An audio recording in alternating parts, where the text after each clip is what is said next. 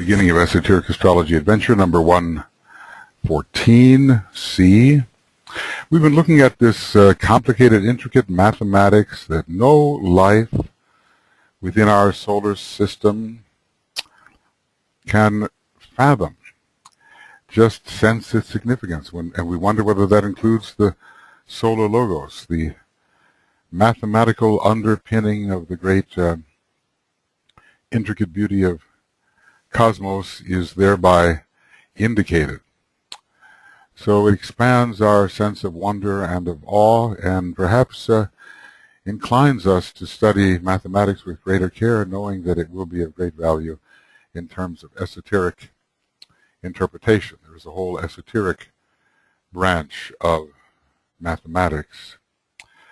So certain cosmic events governed by a great law of expediency, which comes in under the third ray, I would guess, evoked by the evolutionary process and incident also to zodiacal movement and its own interior mathematical conditioning. Presumably the mathematical conditioning is related to the zodiacal movement. We have to remember that not only may constellations move as a whole, but they move as a whole because the individual stars within them have their own type of motion and direction and change of relationships. Maybe those motions are actually dictated by the constellational lord, the lord of the constellation, and only partially by the solar logoi who inform the stars themselves. It's just wonder and amazement, and we human beings limit our apprehension so much.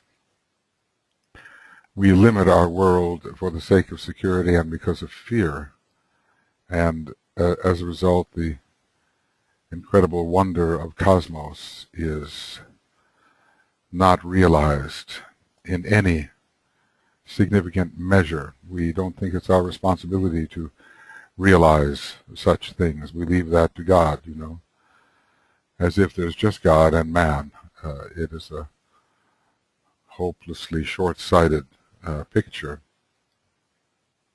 We have to hierarchicalize our perception of the cosmos and understand relatively what we human beings have perceived compared to what there is to perceive. So no life within our solar system can do more than sense the significance of this cosmic mathematics, which determines the zodiacal movements, or which is the means by which the lord of the constellation determines the zodiacal movement. Constant mutation is at work, what we call the circle of the 12 constellations. It's only a circle as appears to us, of course. It is, some are much farther away and some much closer, and even within constellations there are stars that are, suppose we have a constellation whose most of the stars of which seem relatively close. There may be stars in that constellation which are so far away that they are far beyond the boundary of constellations still farther away than the one we have been considering. So we don't have the perspective yet from which to see the arrangement.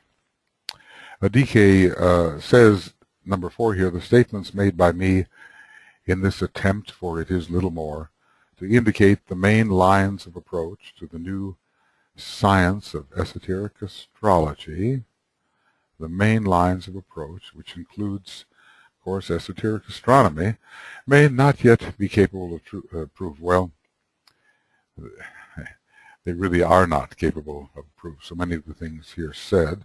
Later on, such proof will be available, and there is a vague couple of words, later on. It could be centuries, it could be millennia, it could be Platonic ages. Especially when I read somewhere that the kind of material that was given in the treatise on cosmic fire would be of interest during the earlier part of the 5th round, of broader interest, and set into textbook form in the later part of the 5th round. Even assuming that this is a chain round, we're looking ahead perhaps 300 million years or more. So you realize that what decay has presented to us is far ahead of our time in many respects, and it's part of the fast track that includes the attempt to achieve initiation, whereas the mass of human beings may rise more or less together without any such focused attempt. It is a great treasure of anticipation that we are being given here. We can anticipate structures, happenings, relationships that are far beyond the consideration of the average personality-centered individual today. In this, of course, is no cause for pride. It's a cause for humility. We may one day be able to fathom more completely what is given, but certainly more rapidly than if we had not been presented with the possibility. All that I can ask of you at this time is to be interested in the presentation, and some couldn't even manage that. Some fine astrologers in their own right couldn't even manage a real interest in this presentation because it was too far for them beyond the pale, beyond the boundaries they had set for the legitimate study of astrology. All I can ask of you at this time is to be interested in the presentation, to strive to see the general picture I am seeking to present. Well, maybe we can do that, and maybe the commentaries can help a little, and to grasp somewhat the relative synthesis which underlies all manifestation. It doesn't seem too much to ask, does it? Certainly it is fascinating what he is presenting, and even though it's general and non-specific in a way, it does open us up to a picture of cosmos which is far greater than what we had anticipated. I mean, the astrophysics of today, the astronomy of today can reveal a vast universe, but what of the subjectivity of this universe? And what of the real psychological and spiritual, not just physical, relations between the factors which the telescope reveals? This we have to rely upon occultism and spiritual esotericism to reveal. Starting from that which is today accepted, be willing to move on from there into new fields of possibility and of sensed probability. It's impending. Probability is that which is likely to occur, to manifest, and one can begin to sense the approach of the probable to some degree of manifestation. Time will justify the information I ask you to accept as hypothesis. And of course, there is an act of faith here, no question about it. Some people do not want to rely upon a master such as DK. Well, he wouldn't want us to rely upon him either. He would just want us to at least have an open mind and to realize that his intention is good and his knowledge is vast, and he can probably save us lifetimes of stumbling around following our own limited ideas. Everything on this planet is known by the central source of our planet, and so it goes with our solar system and beyond. And some there are who are in line for the downflow or inflow of some of this information, and they seek to pass it on as it may be useful to such as we are, not just to clog our heads with useless information, but to give us a new appreciation of the grandeur, the glory, the beauty, the intricacy of the cosmos in which we live, even our planet, even our planetary system, even our local cosmos. The wider universe, of course, is more remarkable, but there is so much of amazement even in our local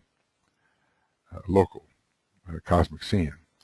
Next, I will deal with an analysis of three groups of triangles. Well, what do we have so far? We have the Great Triangle, which is the Great Bear, Sirius and Pleiades, and analogous to the Great Bear, Little Bear and Pleiades, which may be even more cosmic in its implications, with Sirius perhaps being a a step down. I think if we could relate the Ajna center to the solar plexus in man, we'd understand something more about the relationship of the little bear to the constellation or star Sirius. So, analysis of three groups of triangles which are of major importance to humanity at this time, and which follow up on the information earlier given. I mean, we have been given a lot about the science of triangles, actually, even in the first two parts of the book. I sometimes refer to the section of the book up to page 404 as the first part, but I think it's really divided into two parts, the introduction and then the second being a section on the astrological signs themselves and their relationships to humanity and to each other. These groups of triangles emanate energies which reach through space to the individual man and therefore cannot be ignored. I'm sure there are many triangles which are very effective with regard to planets and suns and even other constellations, but they are not of immediate moment to us. But whatever impacts us and changes our life, then that we have to take into consideration. So then let us look at these factors that do affect the individual man. So much of our causality is, a sense of causality is very limited. I want to make these maybe a little bit smaller. This is going to be one of those places where, yeah, we can make this maybe down to size 10. We might be able to align them better as they are in the book. So here's Pisces. Here's Leo, Capricorn, Pisces. Notice that that he does, interestingly, always list the Pleiades second and Sirius third. As I said before, there's a strong monastic content to Sirius, but in this case it's going to be as a representative of the second aspect. I've given a lot of attention to this particular sixfold progression, which has got 18 members in it altogether, I do believe. No, that's not it. Excuse me. It's this. There we go. And from the disciples' head center to the disciples' Ajna center, and to the disciples' heart. Okay. And then on, eventually controlled by, and this we have to make as well, and eventually controlled, not by, but eventually controlled. If we go to number 10, yes, we'll have that. Well, this is a interesting and important series of triangles affecting humanity today, and it all starts from the primary three. I don't know why he doesn't list the little bear. Probably, as I say, because of the great importance that Sirius has for our particular system. The Great Bear, the Pleiades, Sirius transmit energy via Leo, Capricorn, and Pisces, two first-ray constellations, and Pisces, but Leo is correlated here with the Great Bear, and Capricorn has a third-ray component to it, and Pisces the second-ray component. So, in fact, the way he's arranged these, and sometimes he arranges them differently, the same groups of three. Sirius is transmitting the second ray primarily, and of course Pisces is a receiver of the second ray. These transmit energy via Saturn, which has its first ray component, Mercury, which certainly has its third ray component, and Uranus, which is strangely connected to the second ray here.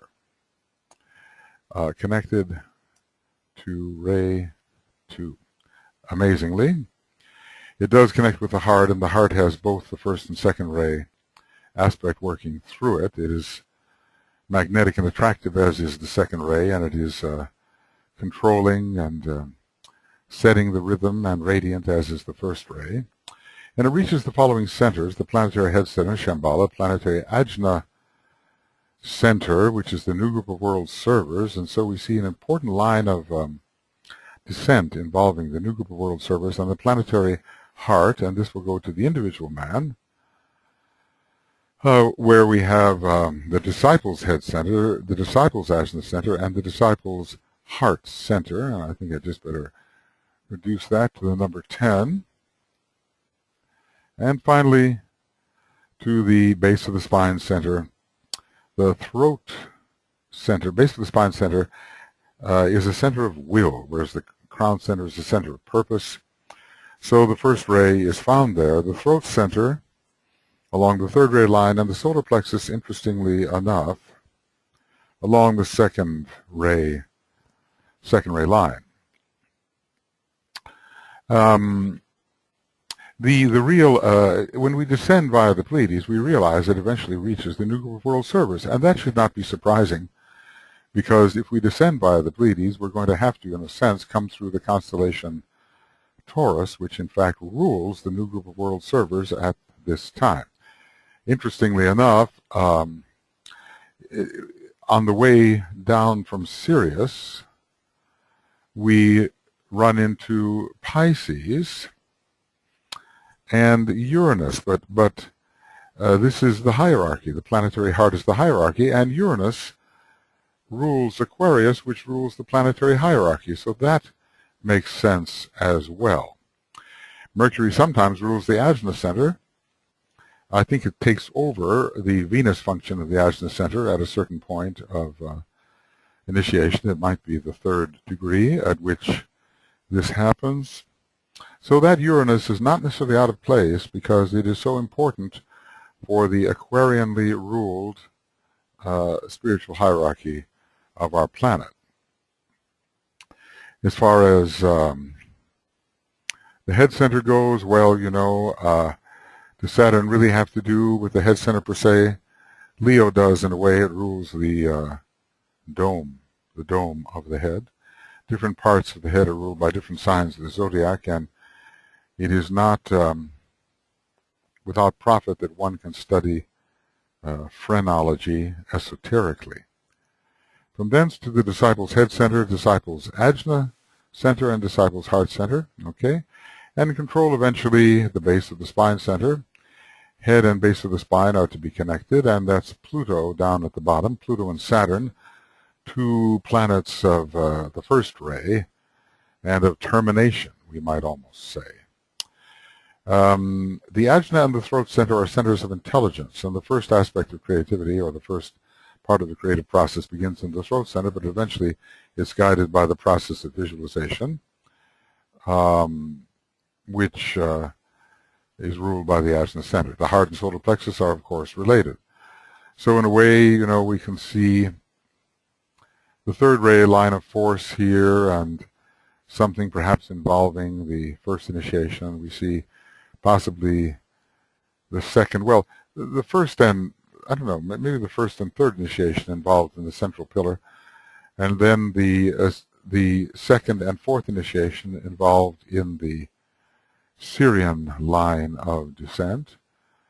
And here the disciples' head center and base of the spine, it seems to promote the fifth initiation. Leo is involved, and well, that all works out, doesn't it? Leo is involved, and Leo is the fifth sign, which I think has a lot to do with the fifth initiation, which is called the illumination, and which we, or revelation, and Leo, being so connected with the sun, is a source of revelation and consciousness. And then Saturn rules the atmic plane. And the fifth degree initiate is at least, well, to a significant degree focused on the atmic plane and knows the will of God, and so therefore can formulate the divine plan using Saturn. So there is an inner logic to this sixfold descent, or maybe it's a fivefold descent of 3 initial factors, but 18 in all, which is not an insignificant number. You know, it has a lot to do with the 3 lower worlds. The number of the 3 lower worlds is 18 or 9, And 9 is the number of the third ray, and connected with the Pleiades, whose sources are 9, 7 plus 2. So there is an internal correspondential, mathematical logic connected with all that is presented here by DK, but we just don't know the mathematics, do we? Not yet. If only our fragmentary educational system would point to the future of what these disciplines could be used for, I think we would find students to be far more eager and attentive and dedicated. I will also take up with you at some of the points and indications, which are hinted at in tabulation number 9, relating to the 12 signs of the zodiac, to be found on page 423. I suppose if we look for 423 here, we will find this series of interrelated triangles.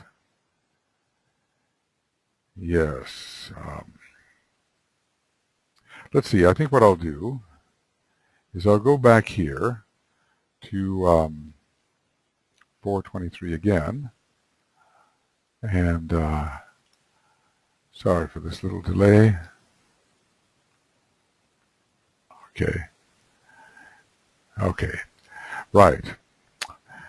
So certain major streams of conditioning energies will be seen related to each other and to our Earth, and these fall into two groups. So what I want to do is go to page 423 of Esoteric Astrology. Oh, that's Esoteric Psychology. That won't work. There we go. So, yes, here is the next one, and this is the way that the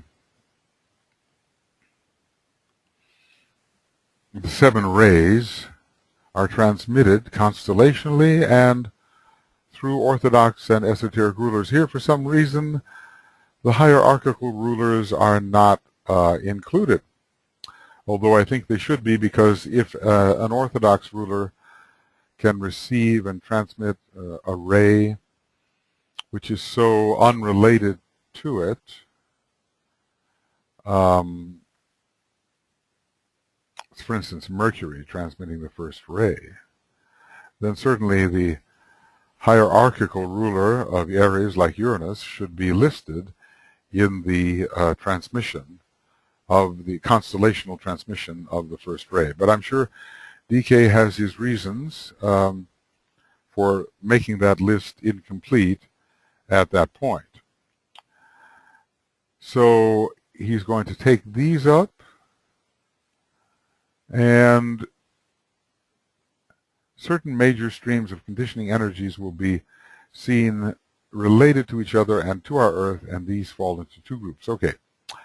The ray energies, which we are told emanate from the Great Bear in 7 great outraying streams of force. Now we have to remember that those emanations are not likely to be focal, linear, even cone-like. They're likely to be spherical.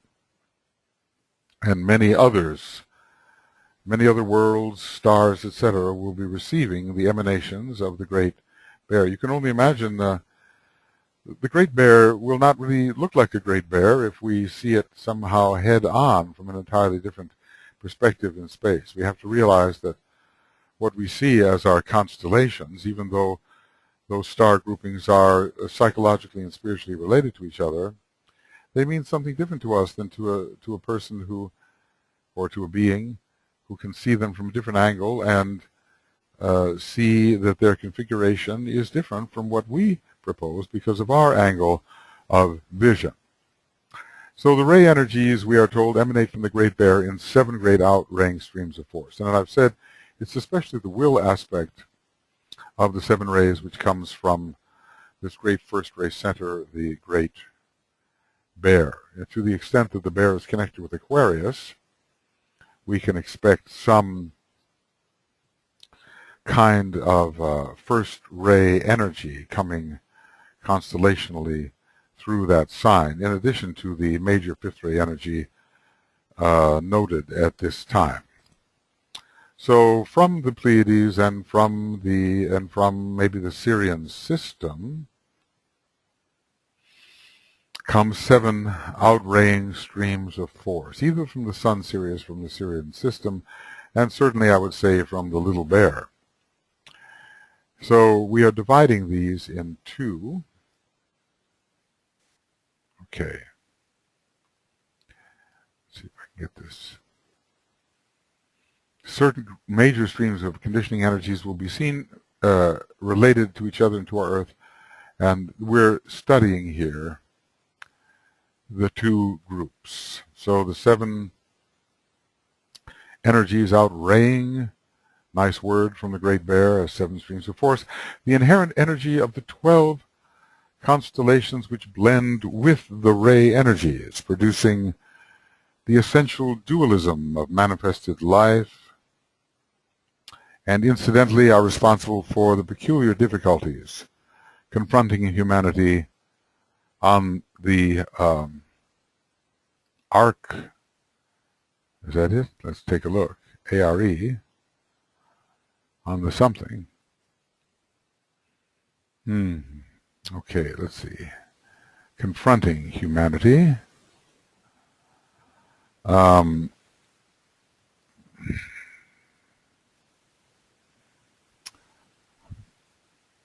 the ARE of experience. That looks like a typo. I'd say on the arc of evolutionary experience upon our planet. That's what I'd say this is.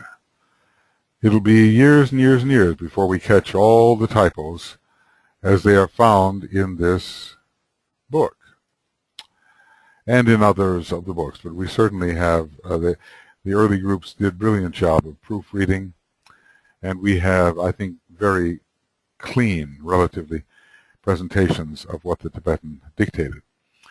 So the 7 great streams of outraying force are inherently different from and blend with the inherent energies of the 12 constellations. Themselves, I suppose, a blend, because there are a number of stars that have to blend their solar logoic radiation together to produce the overall constellational radiation. Whatever may be the rays of the individual solar logoi, blended together, they have to somehow express the ray or rays which condition the entire zodiacal constellation. So the dualism of manifested life, I wonder how he's going to treat this. Soul and personality, or spirit and matter. And this blending of rays, this is what he's saying, the blending of rays and zodiacal energies is responsible for the peculiar difficulties confronting humanity on the arc of evolutionary experience. So let's just say, okay, whoop, that's not it. That's not right. Here, humanity's difficulties are caused in part by the blending of the ray energies and the zodiacal energies. And here it seems that the zodiac is in a way taking up the second aspect, whereas the rays are taking up the first aspect. We have to see whether there is a follow-through on that type of apparent differentiation. Again, I would repeat that what I shall have to say will be related to present world conditions. What is the present? It, in a way, from the perspective of a master, it may last a long time. Present, I mean, we're dealing with the individuals who can see in the eternal now, and perhaps present has very much to do with the ending of that 250,000-year cycle, which seems to have started a whole new dispensation with the coming of the Christ for humanity.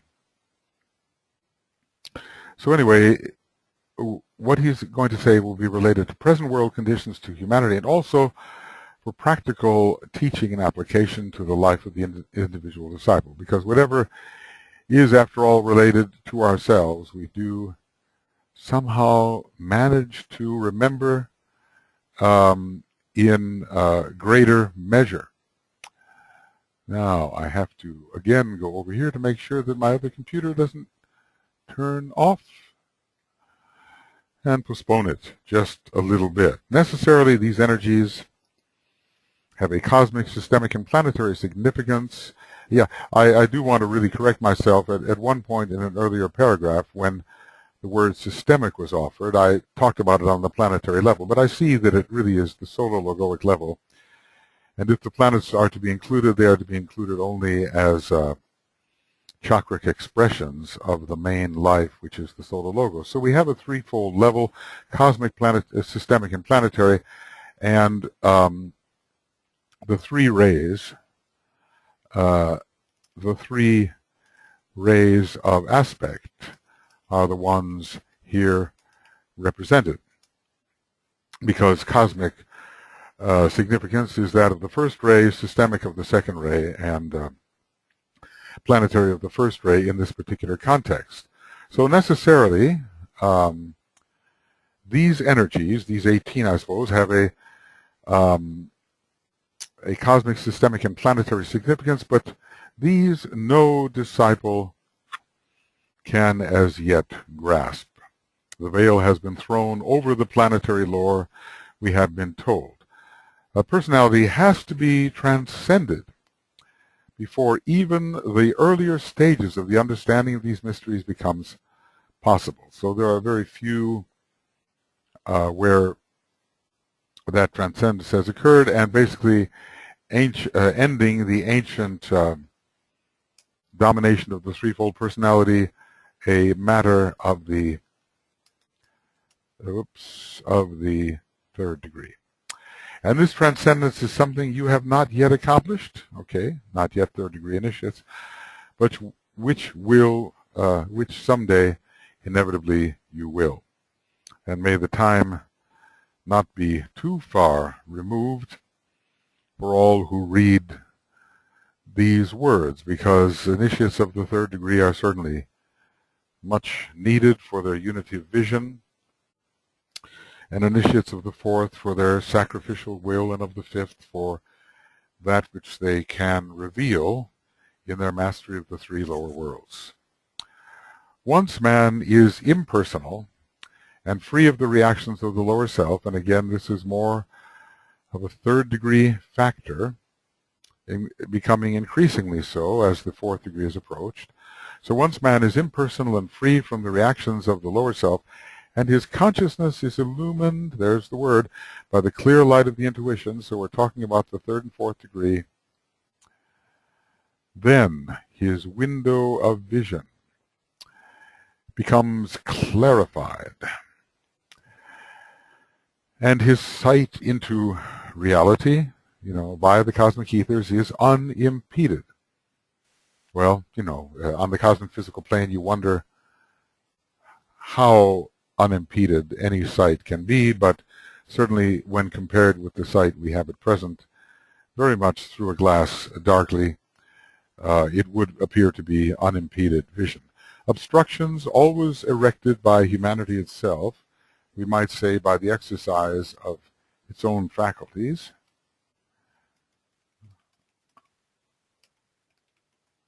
are removed, and he sees all life and form in their true relation, and can comprehend and even occultly see the passage of the energies. The passage of the energies discussed in the Capricorn chapter. So comprehending comes first, and actually higher psychic seeing of the passage of the energies is hinted at by Master Decay.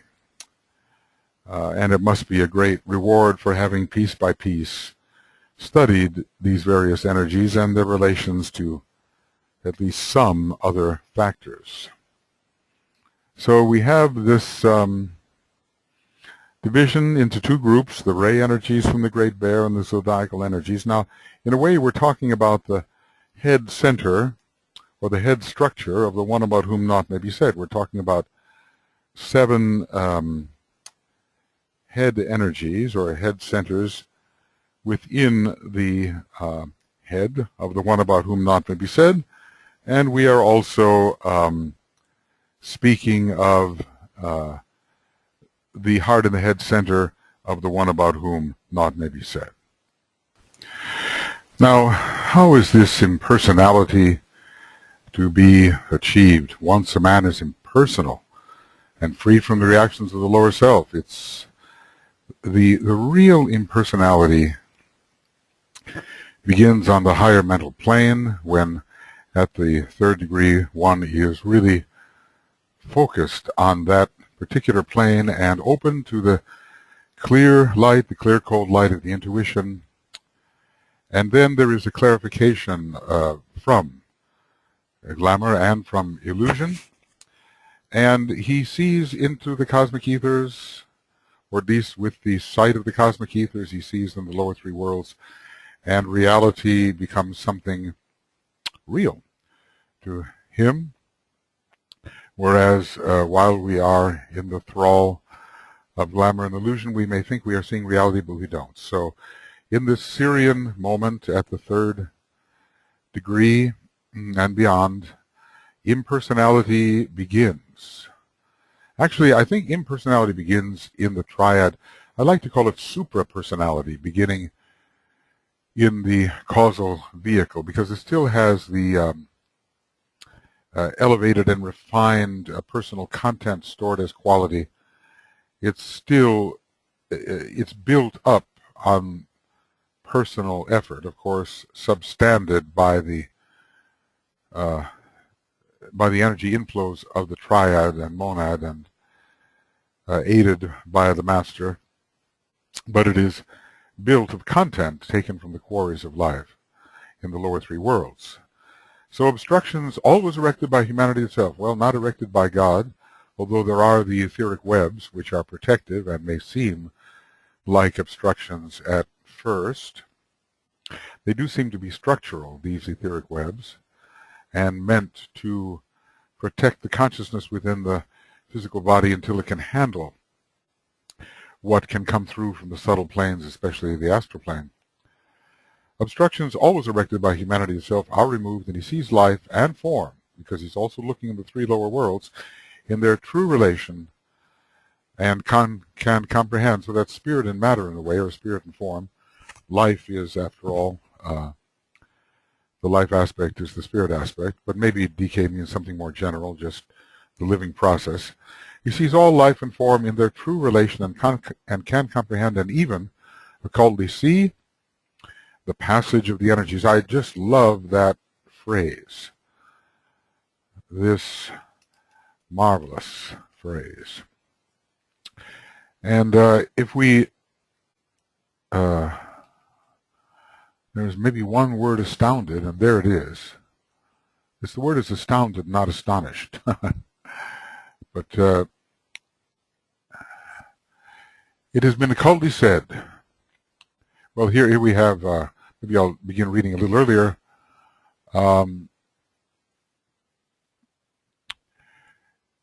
From the above a few points, hints can be gathered together as to the interlocking forces of all the 12 constellations, as they pour into and through all the kingdoms in nature, carrying with them not only their own individual potencies, but also those of the 7 rays, which after all are transmitted constellationally through them, focused with the sacred and non-sacred planets,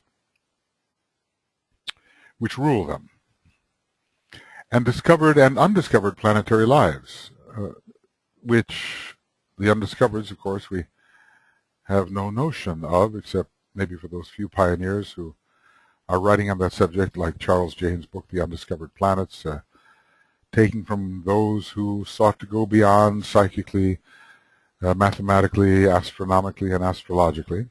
It has been occultly said that a vision of these powers and their many weaving lines, seen as rivers and streams of light, is given to the initiate from the mountaintop of Capricorn once that summit has been reached. It is at the transfiguration initiation that this vision appears before the eyes of the astounded disciple. And, of course, he's still a disciple, isn't he? He's an initiate, and sometimes there is a discrimination made between the one who is initiate and the one who is disciple, but here he's still considered a disciple. Even Sanat Kumara is in his own way a disciple of the Solar Logos, as is his emanatory prototype, the planetary Logos. The great experiences upon the various mountaintops are, as related in the Bible, have all to do with Capricorn. Moses, the lawgiver on Mount Sinai, probably Moses, a Capricorn, and with strong Aries, I suspect, is Saturn and Capricorn imposing the law of karma upon the people. Well, there are some amazing things said here, and we know we went through these many programs ago, but always our commentary could be enriched by new thoughts that come in response to what we read. So we would say, go to page, go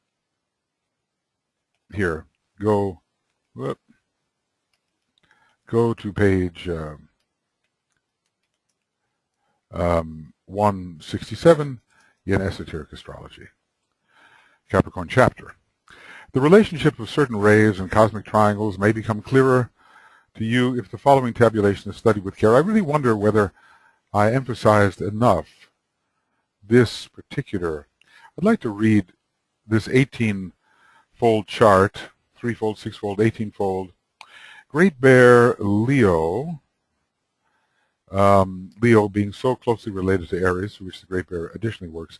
Saturn, which is usually considered to be in detriment in Leo, but has a special relationship to it along the first ray line, and Sanat, of course, is Saturn in a way, and the Ancient of Days is connected with Capricorn and with Saturn, and with age.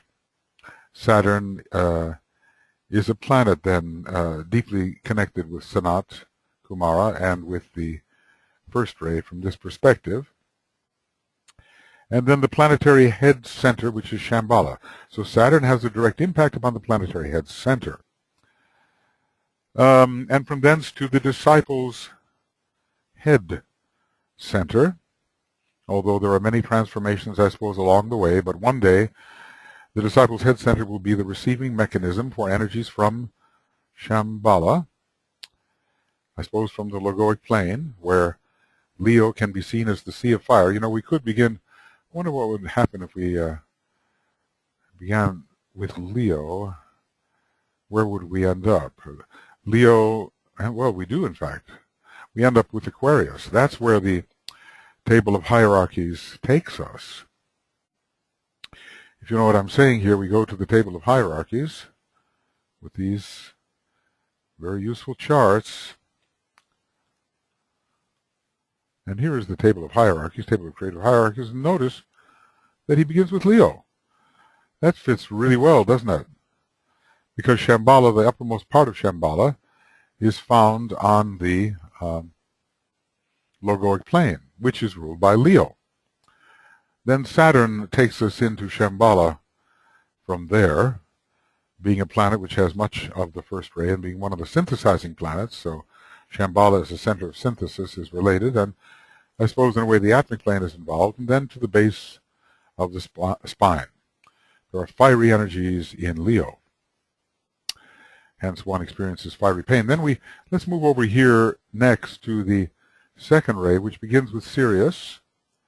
The star Sirius seems like such a small source compared to the Great Bear of the Pleiades. But suppose it is our 7 solar systems are included somehow. It's a bit on the, it seems to be more the 6th ray, which would be connected with our particular 7 solar systems and with the energy of desire. Sirius, Pisces, which brings in both ray 2 and ray 6. And then that amazing Uranian connection, which has to do with the heart and with the life aspect. But as I said, since hierarchy is involved, the Pisces Aquarius hierarchy in a way, well, why do I say Pisces? Because in a way the strongest of the most the most ultimate of the second ray signs is Pisces. It's the cosmic decade of the second ray. So in Pisces Aquarius we achieve the final initiations. And Uranus is the ruler of Aquarius, which rules the hierarchy in general. So it fits because we're dealing with the planetary heart center. And the Christ who is at the head of hierarchy is by all means a Piscean initiate in the larger sense, not just related to the age of Pisces. Maybe somehow, not knowing when that great 25,000-year age of Pisces will end, perhaps the Christ is somehow summarizing in himself the fruit of that great age.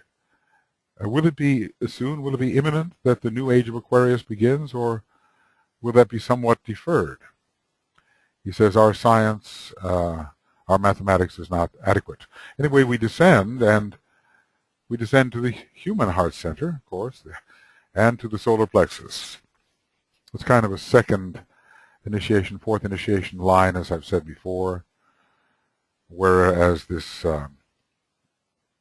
the Mercury descent is kind of first initiation, third initiation.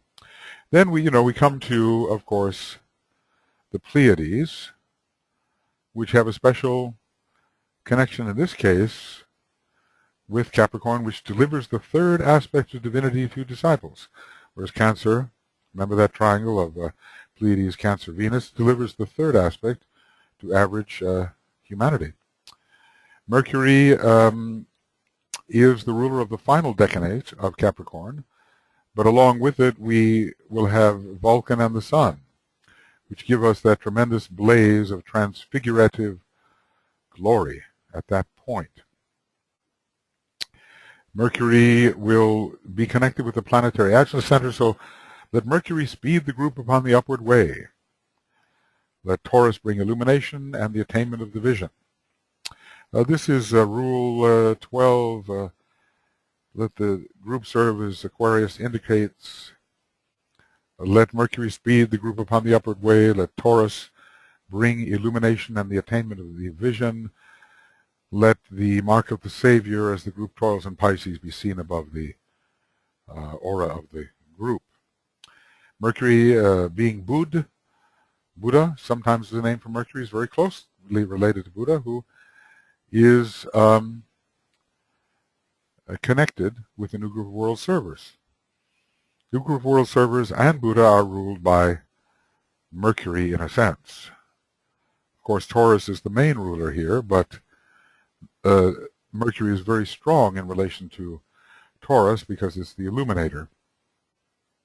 It's not one of the rulers, but the Buddha being archetypally Mercurian as the emissary from Shamballa to hierarchy, and probably because monadically he may come from that planet, just a speculation, an outreaching a possibility, just like the Tibetan in that respect. The Tibetan seems more Mercurian to me than Venusian. Of course, I stand to be corrected at some point, and I offer thoughts, and hopefully these thoughts lead people in a good direction rather than confuse them. There's some speculations. I can only say these are speculations. Then the planetary Ajna center. So eventually the new group of world servers will, in a sense, take the place of the Buddha as an intermediary. But it's an intermediary in this case between hierarchy and humanity, whereas the Buddha is the intermediary between Shambhala and hierarchy. But perhaps when the hierarchy becomes shambalically infused, it will not need an intermediary. already the new group of world servers is doing this kind of work, this kind of function. Then to the human disciples Ajna center, which is potent at the 3rd degree, and to the throat center, eventually ruled by Saturn and even by the 7th ray and Uranus when the initiatory status is reached. So it pays to study this kind of chart horizontally and vertically, because different connections appear, and that's what we want. We want we want the connections which bring forth a flash of illumination. Yeah, I'm a little bit late there on that other computer. Oops. Probably a few minutes there, not recorded as a backup. Well, anyway, I wanted to spend a little more time on that. And then we're talking about moving into the impersonal energies. Okay. The relationship of certain rays and cosmic triangles may become clearer to you if the following tabulation is studied with care. It's one that many of us interested in esoteric astrology have memorized. You have to memorize to a certain extent, you know. It may be the old rote way of learning. What is useless is memorization that does not lead to further correlation. If we just store the nuggets of knowledge, so to speak, and don't do anything with them, then they're just a burden, aren't they? But if we have them at our fingertips through memorization, then we're in a much better position to proceed rapidly upon the way with our task of reuniting the various parts of cosmos which have become at least separated in consciousness. Note, the 7 stars of the Great Bear are the originating sources of the 7 rays of our solar system. Well, you know, they're septenates all the way up. And if you look at this coming particular chart, which is where is it? There it is, Cosmic Parabram. You'll see that septenates really go all the way up to the, in a sense, to the top of the universe. Or at least we can extrapolate this chart that far. There are always septenates, and every 7 becomes a 1. If anyone has ever wondered about the relation of 7 and 1, just look at this chart. This 7 is the concrete expression of the first ray. So there are resolutions of 7 always into 1. So much seems to come forth manifestationally from the third aspect of divinity when one looks at this chart. The cross is there, the cross of manifestation, and the 3 and 4 are together because of the circled cross in the 3rd position. Well, it's an excellent chart, and I think earlier, well, I don't know, did we discuss it in our astrology? I know I discussed it rather extensively here and there in Cosmic Fire, and still have 100 pages to go in Cosmic Fire, most of which I've written about. But I'm much more inclined to speak it at this point, because sometimes I think the intuition works a little better with speech. The 7 rishis, as they are called, of the Great Bear, expressed through the medium of the 7 planetary logoi, who are their representatives and to whom they stand in relation of a cosmic prototype. And I'm wondering, what about expressing through the 7 solar logoi, who are part of the 7 solar systems, of which ours is one? Because, again, we have the relationship of spirit, soul, and personality, our body, and the planetary deities are in the relation of body to the monadic prototype of a rishi of the 7 of the Great Bear. And what about the solar logoi who stand in between?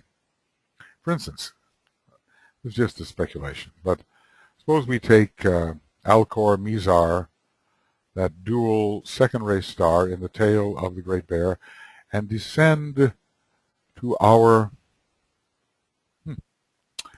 solar logos, and from thence to Jupiter. That would be a connection.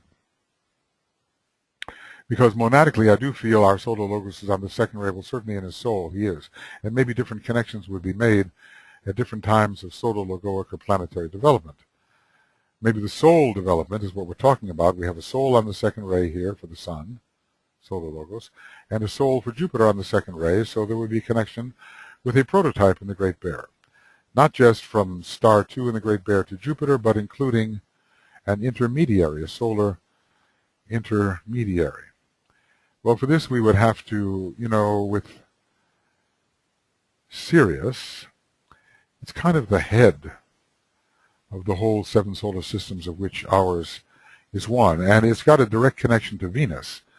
Would this be via the 5th ray of Dubhe?